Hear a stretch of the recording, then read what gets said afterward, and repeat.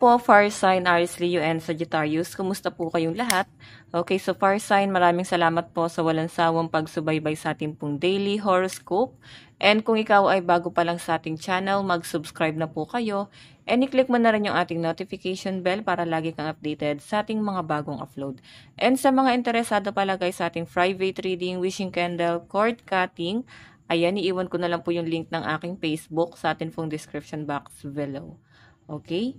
So, tingnan natin guys, ano ba ang inyong daily horoscope ngayon?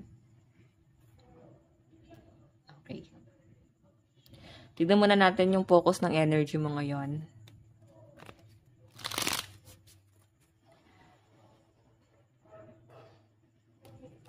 Focus po ng energy ni Fire Sign, Aries, Leo, Sagittarius.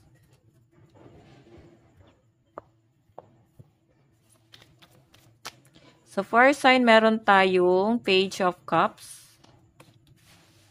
Okay. So, ito guys, sa pinapakita sa akin, pwedeng hindi ka makapag-adjust. Or sabihin na natin guys na konti lang yung pahinga mo, pero hindi mo naman nararamdaman yung pagod. Yun yung malinaw na nasasagap ko rito guys. Okay? So, hindi ka nakakaramdam ng pagod. Kahit na sabihin natin na wala kang pahinga, kahit sabihin natin guys na ang dami mong ginagawa, napaka-busy mo sa araw-araw, marami kang inaasikaso sa araw-araw, kahit sabihin natin guys na weekend, meron ka pa rin guys ginagawa, okay? So, ayan, parang okay lang naman guys, sobrang ano naman ng energy nyo. Sobrang relaxed lang, wala akong nakitang conflict ngayon dito, and I think mas nagiging kalmado ka na ngayon, okay? Mas naliliwanagan na yung mga fire sign. So, tignan pa natin.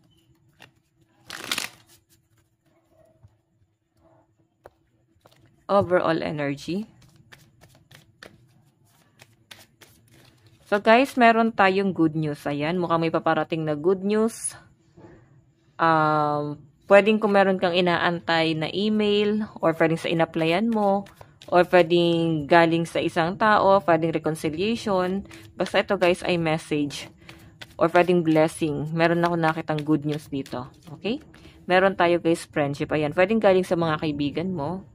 Or nagkakaroon ka ng mga bagong kaibigan. Okay?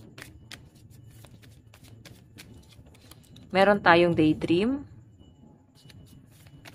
Okay. Pwede rin naman guys na magpaplano daw kayo ng mga friend mo na mag-travel, mag-outing. Ayan. Or baka meron ka pupuntahang celebration, event. Or pwede rin naman guys na meron kayong pupuntahang parang ano lang, mag-unwind lang, no? Like kakain sa labas, punta ng mall, mag-window shopping, kasama yung mga friends. Or pwede rin naman guys na family. Okay? Pwede kasi guys na yung pamilya mo, yung tinuring mo na guys na kaibigan. Okay? Or pwedeng partner mo, or pwedeng mga anak, or pinsan, kung sino man guys. Okay? So, fire sign, ayan, ang laki number mo is 42, 72, 61, and 36. Ayan, tignan pa natin guys. Anuin ko lang to guys na bago pa. Okay.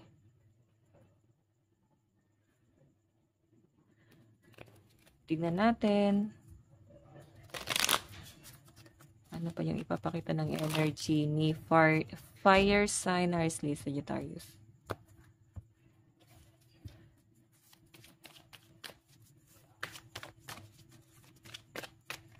Okay. So, guys, meron tayong temperance. Iba sa inyo, guys, may nag-worry dito about sa, sa health nila. Pero meron ako nakitang pwedeng magkakaroon ng improvement pagdating sa health mo. May unti-unting nai-heal sa mga fire sign ngayon. Okay? So, tignan pa natin. So, patungkol din to guys sa mga binabayaran mo. Meron tayong Ace of Wands. Meron tayong Knight of Pentacles. And the Magician. So, yun guys, ayusin ko lang tong camera natin. Okay, so first sign, kung makikita nyo, ayan, naayos ko na, no? Itong friendship na to, Ace of Wands kasi guys, temptation. Meron ka atang kaibigan na may nagkakagusto sa inyo or pwedeng napag-iisipan mo na parang may gusto sa inyo tong taong to. Okay? Pwede kasi na iba talaga yung ano nila eh. Iba yung pinapakita nila, yung treatment nila sa inyo. Mararamdaman mo na parang special yung treatment sa inyo tong taong to. Hindi kagaya sa treatment niya sa ibang tao. Kumbaga sa'yo lang talaga guys, kakaiba. Okay, ayan.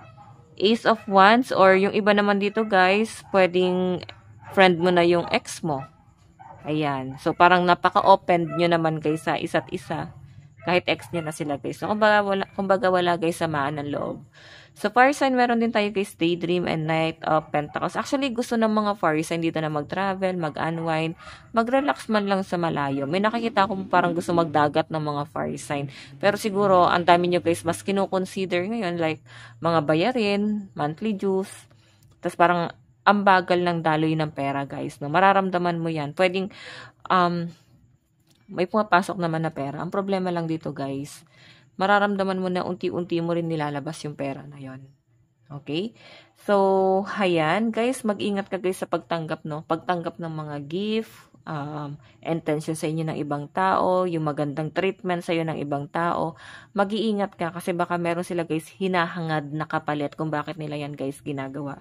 Kung bakit sila guys nagiging mabuti sa inyo. Pwede guys na, ayan, bigay sila ng bigay sa inyo kasi yun yung nagiging way nila para makontrol ka or hawakan ka sa leeg. Like once na, parang once na makuha ka na nila, hindi ka na pwedeng umalis, no? Or hindi ka na pwedeng umayaw, parang ganon, sa mga request na tong taong to. Okay? Basta mag-iingat ka na lang guys kasi pwedeng sumbatan ka nito eh. Sa lahat ng mga ibinigay sa inyo. Okay? Basta mag-iingat na lang kayo guys. Okay. So, basta guys, mag-iingat na lang kayo. Kasi ano to eh, di baling kayo yung magbigay ng tulong kasi kilala nyo naman yung sarili nyo. Ang mga fire sign naman guys, hindi yan mapanumbat eh. Okay? Masakit lang talaga magsalita ang mga fire sign. Lalo na pag nasasaktan sila. Pero hindi para isumbat yung mga binigay nila. Okay? Ganun naman yung ano nila. Pero pure yung mga ano nila. Kumbaga, ang katangian kasi guys ng mga fire sign, yes, masakit sila magsalita. Pero after naman nun, nawawala na agad yung galit ng mga yan. Okay? So, basta guys, mag-ingat kayo, no? Huwag kayo guys basta-basta tumanggap ng tulong galing sa isang tao or sa ibang tao. Or pwedeng yung pinapakita nilang treatment sa inyo guys ay pwedeng kaplastikan lang. Okay? Aralin yung mabuti. Tignan po natin ano ba ang inyong advice. Meron tayong first quarter, Moon in Aquarius, trust the universe. Okay? So, iba sa inyo kung napanghihinaan ka ng loob or pwedeng meron kang inaantay or pwedeng meron kang pagbabagong ginagawa sa buhay mo. So, ang sinasabi dyan guys, magtiwala ka kay universe, no? Meron siya magandang plano sa inyo. So, pwedeng sinasabi rin sa inyo guys, nandyan ka sa tamang landas. Okay, so fire sign, ito lang po ang inyong reading. Bukas po ulit. God bless and love you all. Bye-bye po.